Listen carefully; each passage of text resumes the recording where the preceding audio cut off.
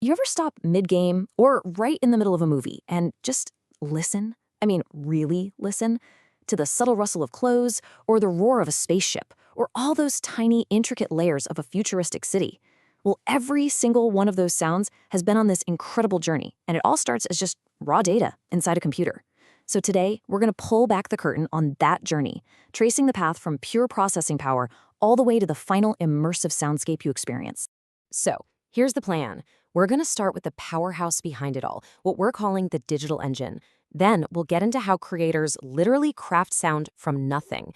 After that, we'll explore the tug of war between reality and imagination in sound effects, see how sound gets totally reimagined for different worlds like movies and games, and finally, figure out how in the world professionals manage to tame all that sonic chaos.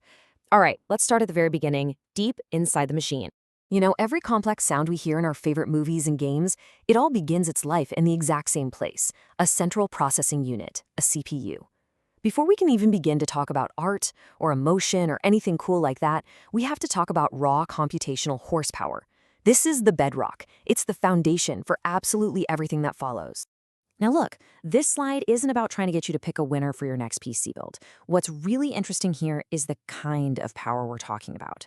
This isn't just about raw speed. It's about handling millions of tiny, simultaneous calculations every single second.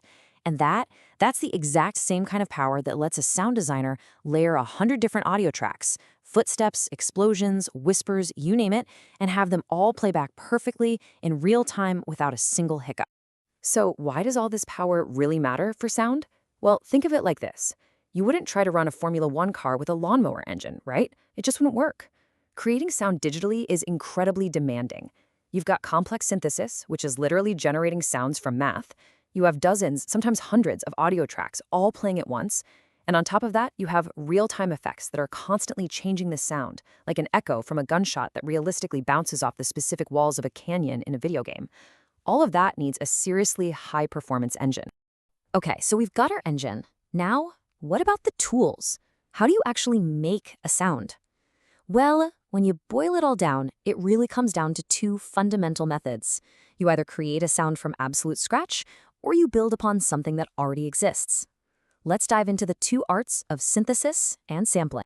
And this right here illustrates the two core philosophies perfectly. On one side, you've got synthesis. The best way to think about this is like you're sculpting with digital clay. You start with a basic building block, just a simple electronic wave, and you shape it, you twist it, you mold it with math until it becomes something totally new. And on the other side, you've got sampling. This is more like creating a collage, but with audio photographs. You take a piece of a sound that's already been recorded, and you reuse it, you recontextualize it, you transform. So let's make synthesis a little more real with a modern tool called Serum. The process is honestly kind of like animation, but for sound. You start with one shape, then you create a second, totally different one, and then you just tell the software, hey, generate all the in-between stages. And just like that, you have this rich, evolving sound that can morph smoothly between those 2 points. You've literally sculpted a brand new instrument out of thin air. And sampling is every bit as creative and versatile. I mean, you can zoom in on these tiny millisecond-long grains of audio to create textures you've never heard before. You can chop up a drum beat and rearrange it, a technique that, by the way, became the absolute foundation of hip-hop. You can layer multiple samples together to make some kind of hybrid sound, like an organic piano mixed with a sharp digital bell. You can even resample your own work, creating new generations of sound that get more and more complex each time. Right, so we've got the engine and we've got the toolkit. Now let's see how they're used in two totally distinct artistic disciplines. See, when it comes to making sound effects, there's one art that's all about recreating reality, and another one that's focused on shaping our imagination. Welcome to the world of Foley and sound design. First up is Foley, named after a pioneer, Jack Foley. And this is truly a performance art. You have Foley artists standing in a studio, watching the movie, and physically performing sounds to match the action perfectly. The crunch of leaves under someone's boots, the jingle of keys in a pocket, the swish of a coat. All those little sounds are performed live to ground the scene in a believable, tangible reality. Sound design, on the other hand, is the bigger picture. A sound designer is responsible for the entire auditory world of a movie or a game. Their job is to use every tool they have, Foley, synthesized sounds, samples, effects, all to support the story and make you feel something. If Foley is about making you believe what you're seeing, sound design is about making you feel what you're seeing. And this chart just breaks down the key differences perfectly. Look at the scope. Foley is narrow, right? It's focused on a specific footstep or a door creak. Sound design is broad. It's the whole atmosphere of a scene. The technique for Foley is physical. It's about using real props. For sound design, it's often digital, using synthesizers and software. And maybe most importantly, the purpose of Foley is realism, while the purpose of sound design is all about emotion. So how do these ideas get applied in different media?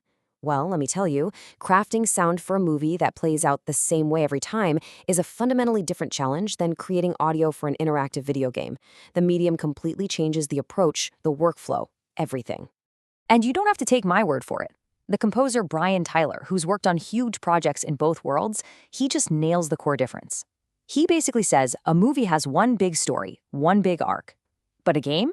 A game is like a collection of 5 to 7 smaller movies, all stitched together. And because the player is the one in control, the audio can't be one single fixed piece. It has to be modular, ready to adapt to whatever you decide to do. So here's the bottom line. Film audio is linear and it's fixed. The sound designer delivers one big file, and that sound is identical every single time you watch it. Game audio is the complete opposite. It's non-linear and adaptive. The designer delivers thousands of individual files, every possible footstep on every possible surface. They get triggered by what the player does. You're not scoring a finished movie, you're building a system of sounds for a dynamic, unpredictable experience. So you can imagine, this brings us to our final and maybe biggest challenge. A sound designer for a major game might create tens of thousands of individual sound files. So how on earth do you manage all that? How do you find the perfect sound when you're on a super tight deadline? Well, the answer isn't sexy, but it's crucial. Workflow and organization. Let's just put a number on that chaos for a second. It is not uncommon for a professional studio's sound library to have over 40,000 individual audio files.